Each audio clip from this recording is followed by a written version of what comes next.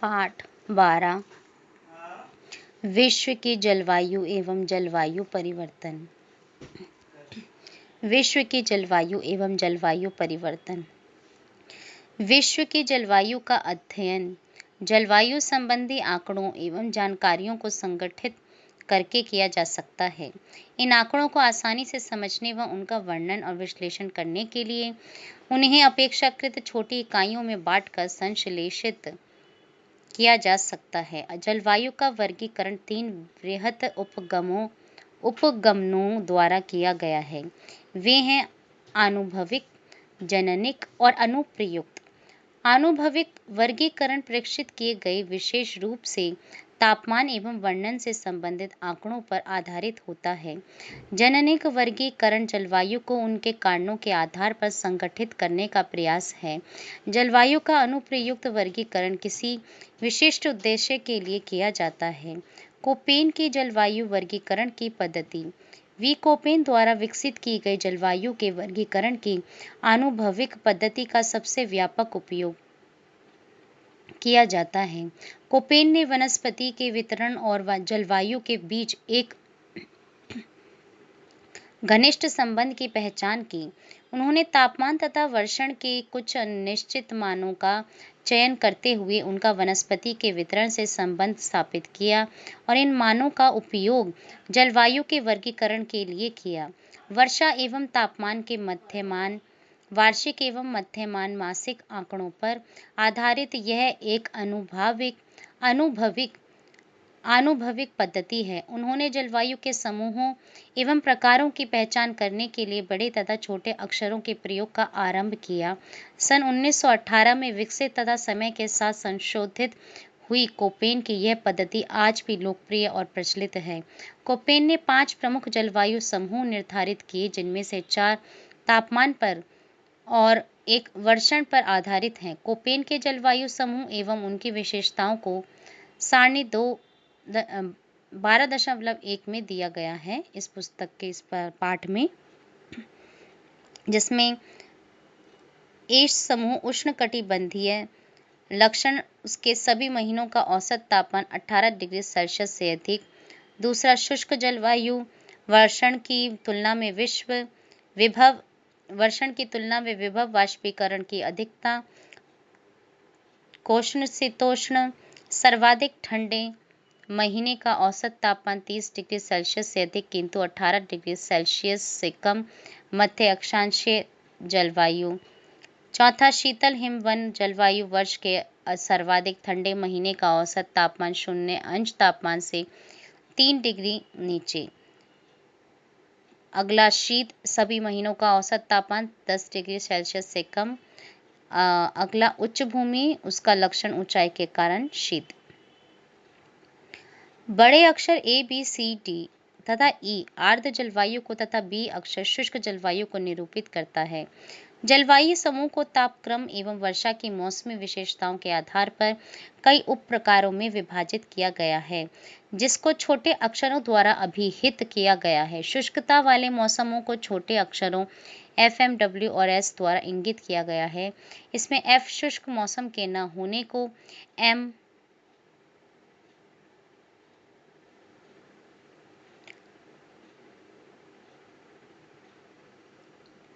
Monsoon जलवायु को, W शुष्क शीत ऋतु को और S शुष्क ऋतु को इंगित करता है।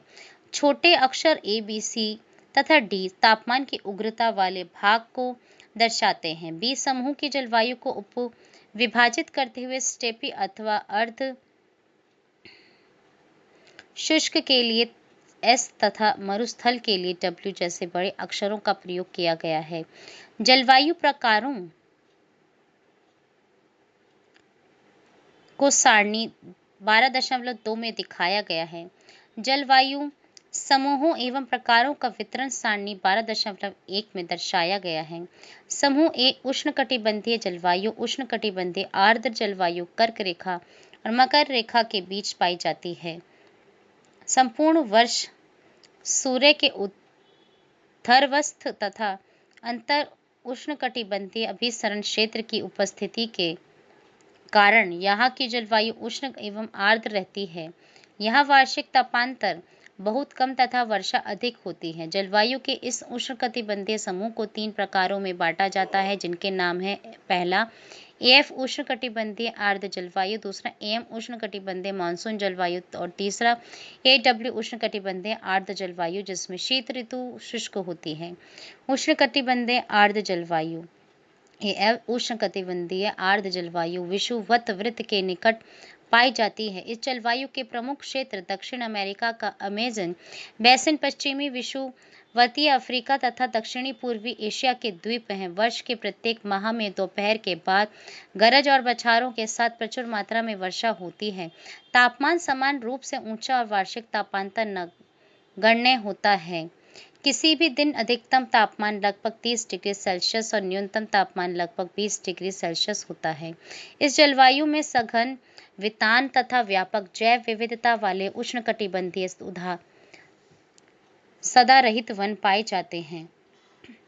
उष्णकटिबंधीय मानसून जलवायु एम उष्णकटिबंधीय मानसून जलवायु भारतीय उपमहाद्वीप, दक्षिण अमेरिका के उत्तर पूर्वी भाग तथा उत्तरी ऑस्ट्रेलिया में पाई जाती है। भारी वर्षा अधिकतर गर्मियों में होती है। शीत ऋतु शुष्क होती है। जलवायु के इस प्रकार का विस्तृत जलवायवीय विवरण भारत भौतिक पर्यावरण एनसीईआरटी 2006 में दिया गया है। उष्णकटिबंधीय आर्द्र एवं शुष्क जलवायु एडब्ल्यू उष्णकटिबंधीय आर्द्र एवं शुष्क जलवायु एएफ प्रकार के जलवायु प्रदेशों के उत्तर एवं दक्षिण में पाई जाती है।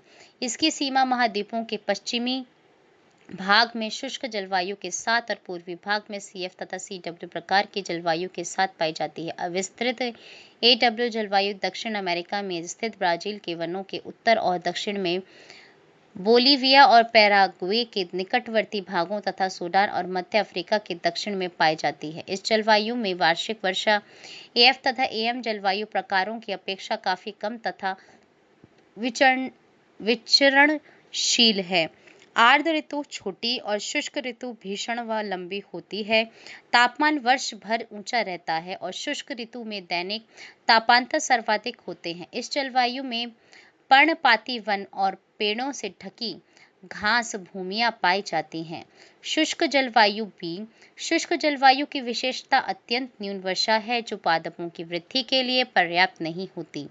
यह जलवायु पृथ्वी के बहुत बड़े भाग पर पाई जाती है, जो विषुवत वृत्त से 15 डिग्री से 60 डिग्री उत्तर व दक्षिणी अक्षांशों के बीच विस्तृत है। 15 डिग्री से 30 डिग्री के निम्न अक्षांशों में यह उपोष्ण कटिबंधीय उच्च वायु दाब क्षेत्र में पाई जाती है, जहाँ तापमान का अवतलन और उत्क्रमण वर्षा नहीं होने देते।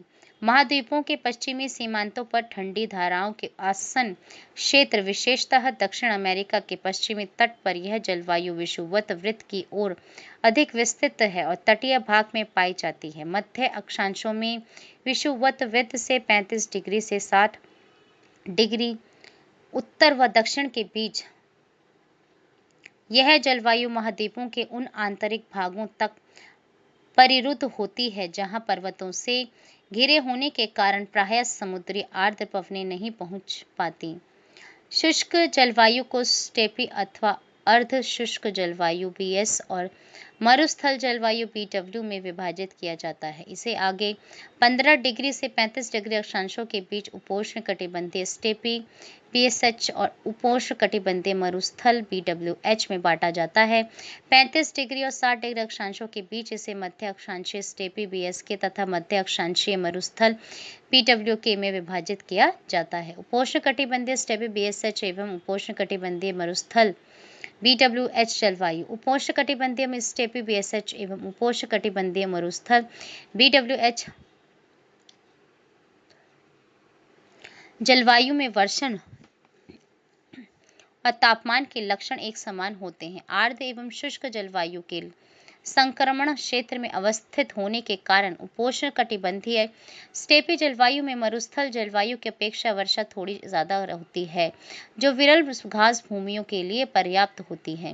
वर्षा दोनों ही जलवायु में परिवर्तनशीलता होती है।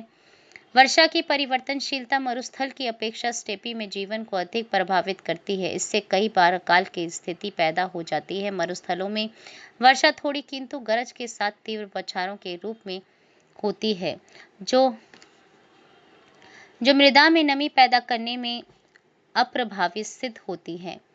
ठंडी धाराओं तापमान लगते तटीय मरुस्थलों में कोहरा एक आम बात है।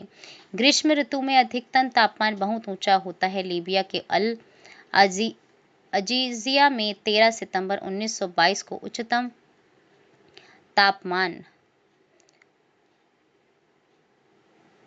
58 डिग्री सेल्सियस दर्ज किया गया था।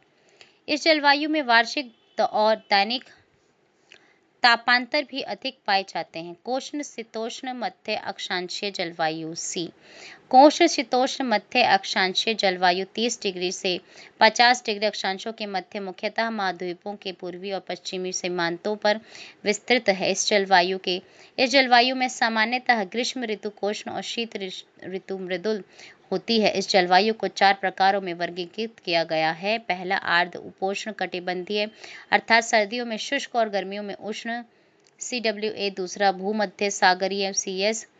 तीसरा आर्द्र उपोष्ण कटिबंधीय अर्थात शुष्क ऋतु की अनुपस्थिति तथा मृदु शीत ऋतु CFA4। चौथा समुद्री पश्चिम तटीय जलवायु CFP।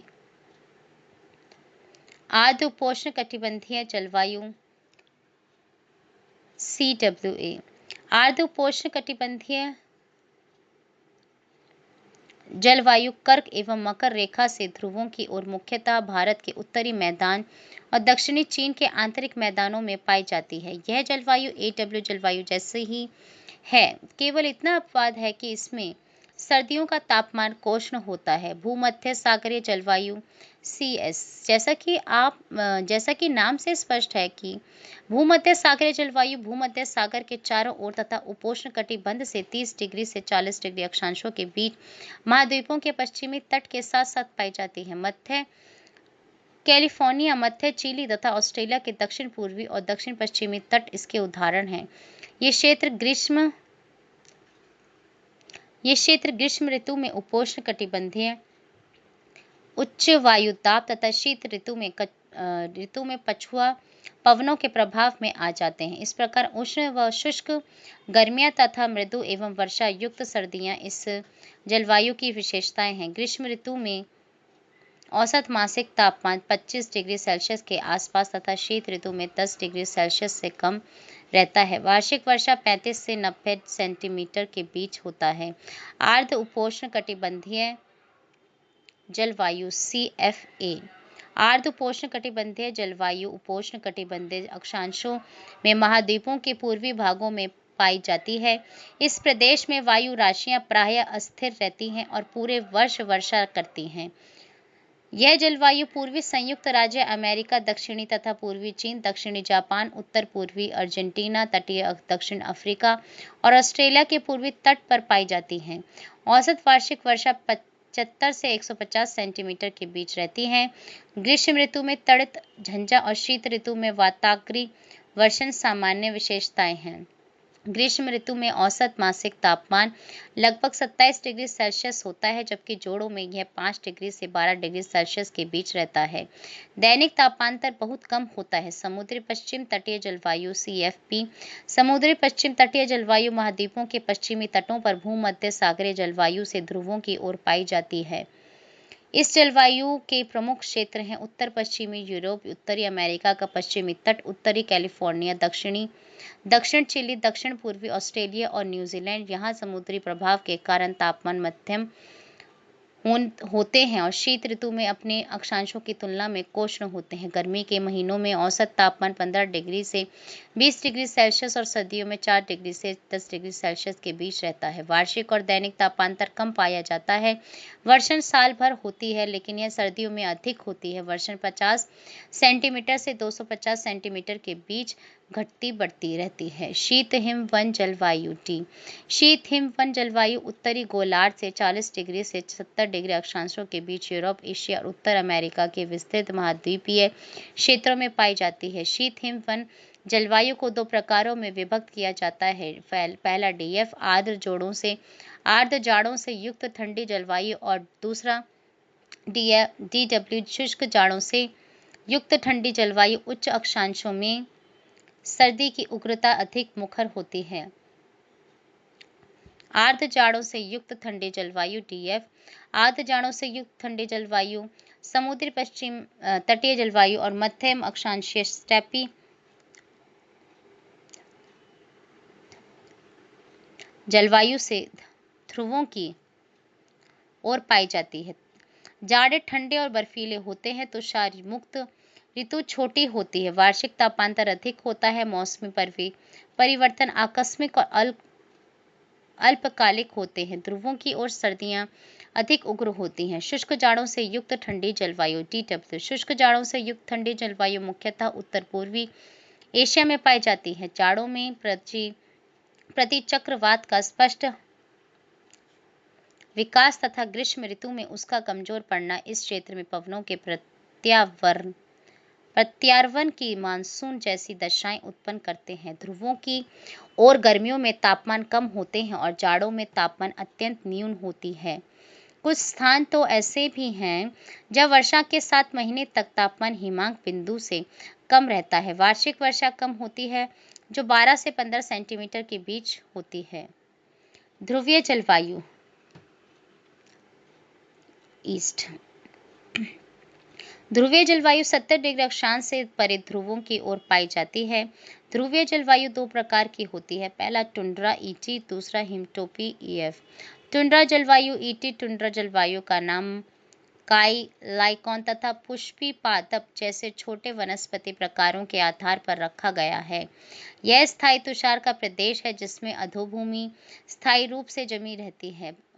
लघु वर्धन काल और जलाक्रांति छोटी वनस्पति का ही पोषण कर पाते हैं। ग्रीष्म ऋतु में टुंड्रा प्रदेशों में दिन के प्रकाश की अवधि लंबी होती है।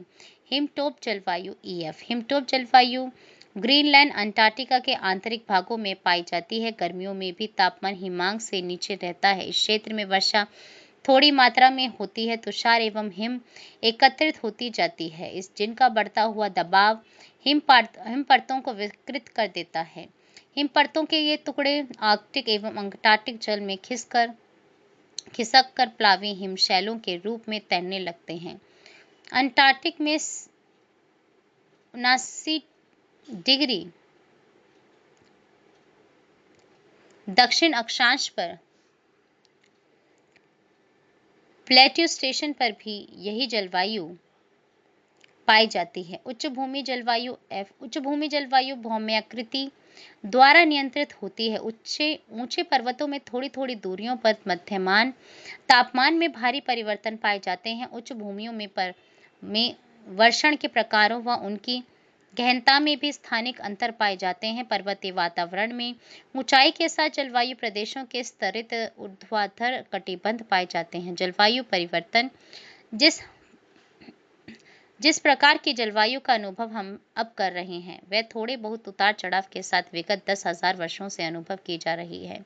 अपने प्रादुर्भाव से ही पृथ्वी ने जलवायु में अनेक परिवर्तन देखे हैं। भूगर्भिक अभिलेखों से हिम युगों और अंतर हिम युगों में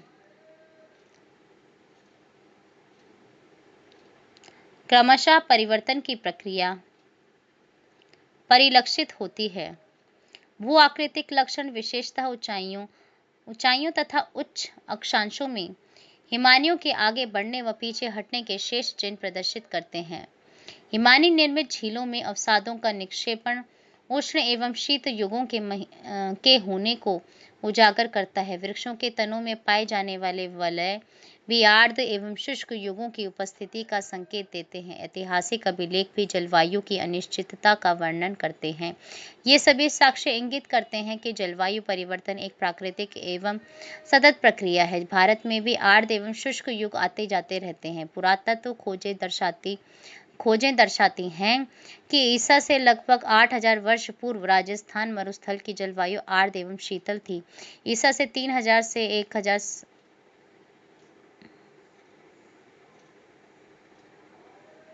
1,700 वर्ष पूर्व यहाँ वर्षा अधिक होती थी। लगभग 2,000 से 1,700 वर्ष ईसा पूर्व यह क्षेत्र हड़प्पा संस्कृति का केंद्र था। शुष्क दशाएं तभी से गहन हुई हैं।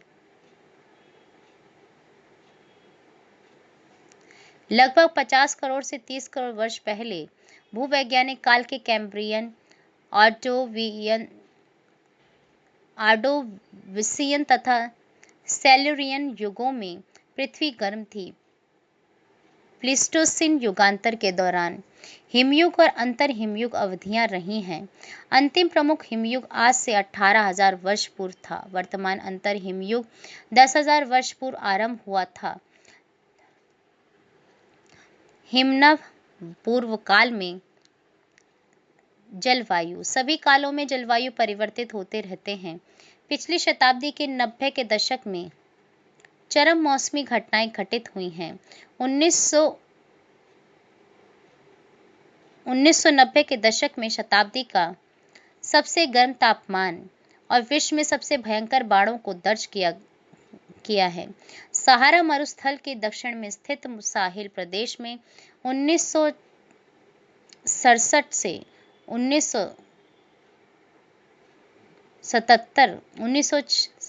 1977 के दौरान आया विनाशकारी सूखा ऐसा ही एक परिवर्तन था। 1930 के दशक में संयुक्त राज्य अमेरिका के बृहद मैदान के दक्षिण पश्चिमी भाग में, जिसे धूल का कटोरा कहा जाता है, भीषण सूखा पड़ा। फसलों की उपज अथवा फसलों के विनाश, बाढ़ों तथा लोगों के प्रवास संबंधी ऐतिहासिक अभिलेख परिवर्तनशील जलवायु के प्रभावों के बारे में बताते हैं। यूरोप अनेकों बार उष्ण, आर्द्र, शीत एवं शुष्क युगों से गुजरा है। इनमें से महत्वपूर्ण प्रसंग 10वीं और 11वीं शताब्दी की उष्ण एवं शुष्क दशाओं का है, जिनमें वाइकिंग कबीले ग्रीनलैंड में जा बसे थे। यूरोप ने सन 1550 से सन 1850 के दौरान लघु हिमयुग का अनुभव किया है। 1885 से 1940 तक विश्व के तापमान में वृद्धि की प्रवृत्ति पाई गई है। 1940 के बाद तापमान में वृद्धि की दर घटी है। जलवायु परिवर्तन के अनेक कारण हैं। इन्हें खगोलीय और पार्थिव कारणों में वर्गीकृत किया जा सकता है। खगोलीय कारणों का संबंध और सौर कलंकों की गतिविधियों से उत्पन्न सौर्यिक निर्गत ऊर्जा में परिवर्तन से है। सौर कलंक सूर्य पर काले धब्बे होते हैं जो एक चक्रीय ढंग से घटते बढ़ते रहते हैं। कुछ मौसम वैज्ञानिकों के अनुसार सौर कलंकों की संख्या बढ़ने पर मौसम ठंडा और आर्द्र हो जाता है और तूफानों की संख्या बढ़ जाती है। सौर कलंकों की संख्या घटने से उष्ण एवं शुष्क दशाएं उत्पन्न होती हैं। यद्यपि ये खोजें आंकड़ों की दृष्टि से महत्वपूर्ण नहीं हैं। एक अन्य खगोलीय सिद्धांत मिलैंकोविच दोलन है, जो सूर्य के चारों ओर पृथ्वी के कक्षीय लक्षणों में बदलाव के चक्रों, पृथ्वी की डगमगाहट तथा पृथ्वी के अक्षीय झुकाव में परिवर्तनों के बारे में अनुमान लगाता है। ये सभी कारक सूर्य से प्राप्त होने वाले सूर्यताप में परिवर्तन ला देते हैं, जिसका प्रभाव जलवायु पर पड़ता है। ज्वालामुखी क्रिया जलवायु परिवर्तन का एक अन्य कारण है। ज्वालामुखी उद्भेदन वायुमंडल में बड़ी मात्रा में एरोसोल फेंक देता है। ये एरोसोल लंबे समय तक वायुमंडल में विद्यमान रहते हैं और पृथ्वी की सतह पर पहुंचने वाले सौर्यिक विकिरण को कम कर देते हैं। हाल ही में हुए पिनाटोबा तथा एल सियोल ज्वालामुखी उद्भेदनों के बाद पृथ्वी का औसत तापमान कुछ हद तक गिर गया था। जलवायु पर पड़ने वाला सबसे महत्वपूर्ण मानवोद्भवी कारण वायुमंडल में ग्रीन हाउस गैसों का बढ़ता सांद्रण है। इससे भूमंडलीय ऊष्मन हो सकता है। भूमंडलीय ऊष्मन ग्रीन हाउस गैसों की उपस्थिति के कारण वायुमंडल एक ग्रीन हाउस की भांति व्यवहार करता है। वायुमंडल प्रवेशी सौर विकिरण का पारेषण भी करता है, किंतु पृथ्वी की सतह से ऊपर की ओर उत्सर्जित होने वाली अधिकतम दीर्घ तरंगों को अवशोषित कर लेता है। वे गैसें जो विकिरण की दीर्घ तरंगों का अवशोषण करती हैं ग्रीन हाउस गैसें कहलाती हैं। वायुमंडल का तापन करने वाली प्रक्रियाओं को सामूहिक रूप से ग्रीन हाउस प्रभाव, ग्रीन हाउस इफेक्ट कहा जाता है। ग्रीन हाउस शब्द का साम्यानुमान उस ग्रीन हाउस से लिया गया है जिसका उपयोग ठंडे इलाकों में ऊष्मा का रक्षण करने के लिए किया जाता है। ग्रीन हाउस कांच का बना होता है। कांच प्रवेशी सौर विकिरण की लघु तरंगों के लिए पारदर्शी होता है, मगर बहिर्गामी विकिरण की दीर्घ तरंगों के लिए अपारदर्शी। इस प्रकार कांच अधिकाधिक विकिरण को आने देता है सौर और दीर्घ तरंगों वाले विकिरण को कांच घर से बाहर जाने से रोकता है। इससे ग्रीन हाउस इमारत के भीतर बाहर की अपेक्षा तापमान अधिक हो जाता है। जब आप गर्मियों में किसी बंद खिड़कियों वाली कार अथवा बस में प्रवेश करते हैं तो आप बाहर की अपेक्षा अधिक गर्मी अनुभव करते हैं। इसी प्रकार जाड़ों में बंद दरवाजों व खिड़कियों वाला वाहन बाहर की अपेक्षा गर्म रहता है। यह ग्रीन हाउस प्रभाव का एक अन्य उदाहरण है। ग्रीन हाउस गैसें वर्तमान में चिंता का कारण बनी मुख्य ग्रीन हाउस गैसें carbon dioxide CO2, chlorofluorocarbon CFCs, methane CH4, nitrous oxide N2O और ओजोन O3 हैं। कुछ अन्य गैसें जैसे नाइट्रिक ऑक्साइड NO और कार्बन मोनोऑक्साइड CO आसानी से ग्रीन हाउस गैसों से प्रतिक्रिया करती हैं और वायुमंडल में उनके सांद्रण को प्रभावित करती हैं। किसी भी ग्रीन हाउस गैस का प्रभाव इसके सांद्रण में वृद्धि के परिमाण, वायुमंडल में इसके जीवन काल तथा इसके द्वारा अवशोषित विकिरण की तरंग लंबाई पर निर्भर करता है। क्लोरोफ्लोरोकार्बन अत्यधिक प्रभावी होते हैं। समताप मंडल में पराबैंगनी किरणों को अवशोषित करने वाली ओजोन जब निम्न समताप मंडल में उपस्थित होती है तो वह पार्थिव विकिरण को अत्यंत प्रभावी ढंग से अवशोषित करती है। एक अन्य महत्वपूर्ण तथ्य यह है कि ग्रीन हाउस गैसों के अणु जितने लंबे समय तक बने रहते हैं, इनके द्वारा लाए गए परिवर्तनों से पृथ्वी के वायुमंडलीय तंत्र को उबरने में उतना अधिक समय लगता है। वायुमंडल में उपस्थित ग्रीन हाउस गैसों में सबसे अधिक सांद्रण कार्बन डाइऑक्साइड का है। CO2 का उत्सर्जन मुख्यतः जीवाश्म ईंधनों, तेल, गैस एवं कोयला के दहन से होता है। वन और महासागर कार्बन डाइऑक्साइड के कुंड होते हैं। वन अपनी वृद्धि के लिए CO2 का उपयोग करते हैं, अतः भूमि उपयोग में परिवर्तनों के कारण की गई जंगलों की कटाई भी CO2 की मात्रा बढ़ाती है। अपने स्रोतों से हुए परिवर्तनों से समंजित करने के लिए CO2 को 20 से 50 वर्ष लग जाते हैं। यह लगभग 0.5% की वार्षिक दर से बढ़ रही है। जलवायवी मॉडलों में जलवायु में होने वाले परिवर्तनों का आंकलन CO2 की मात्रा को पूर्व औद्योगिक स्तर से दुगना करके किया जाता है। क्लोरोफ्लोरोकार्बन मानवीय गतिविधियों से पैदा होते हैं। ओजोन समताप मंडल में उपस्थित होती है, जहां पराबैंगनी किरणों ऑक्सीजन को ओजोन में बदल देती है। इससे पराबैंगनी किरणें पृथ्वी की सतह पर नहीं पहुंच पाती। समताप मंडल में वाहित होने वाली ग्रीनहाउस गैसें भी ओजोन को नष्ट करती हैं। ओजोन का सबसे अधिक ह्रास अंटार्कटिका के ऊपर हुआ है। समताप मंडल में ओजोन के सांद्रण का ह्रास ओजोन छिद्र कहलाता है। ये छिद्र पराबैंगनी किरणों को क्षोभ मंडल से गुजरने देता है।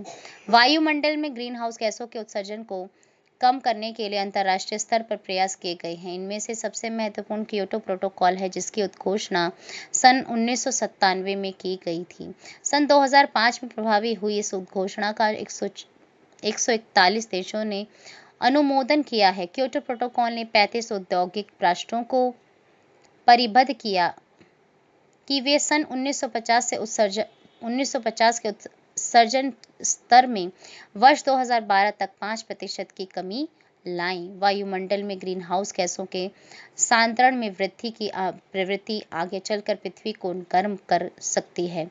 एक बार भूमंडलीय ऊष्मन के आरंभ हो जाने पर इसे उलटना बहुत मुश्किल होगा। भूमंडलीय ऊष्मन का प्रभाव हर जगह एक समान नहीं हो सकता।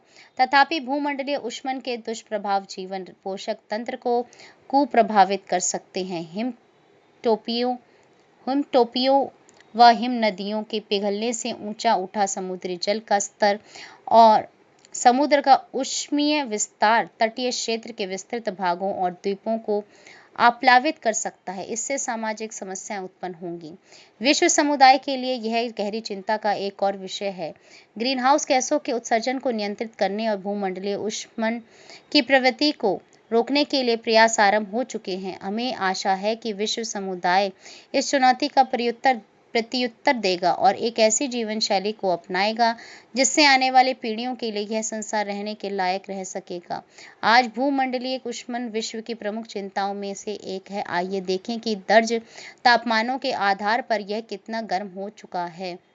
पृथ्वी के धरातल के निकट वायु का औसत वार्षिक तापमान लगभग 14 डिग्री सेल्सियस है। तापमान के बढ़ने की प्रवृत्ति 20वीं शताब्दी में दिखाई दी। 20वीं शताब्दी में सबसे अधिक तापन दो अवधियों में हुआ है, 1901 से 44 और 1977 से 99। इन दोनों में से प्रत्येक अवधि में भूमंडलीय ऊष्मन 0.4 डिग्री सेल्सियस बढ़ा है। इन दोनों अवधियों के बीच थोड़ा शीतलन भी हुआ जो उत्तरी गोलार्ध में अधिक चिह्नित था। 20वीं शताब्दी के अंत में औसत वार्षिक तापमान का वैश्विक अध्ययन 19वीं शताब्दी में दर्ज किए गए तापमान में 0.6 डिग्री सेल्सियस अधिक था। 1856 से 2000 के दौरान सबसे गर्म साल अंतिम दशक में दर्ज किया गया था। सन 1998 संभवतः न केवल 20वीं शताब्दी का बल्कि पूरी सहस्त्राब्दी का सबसे गर्म वर्ष था।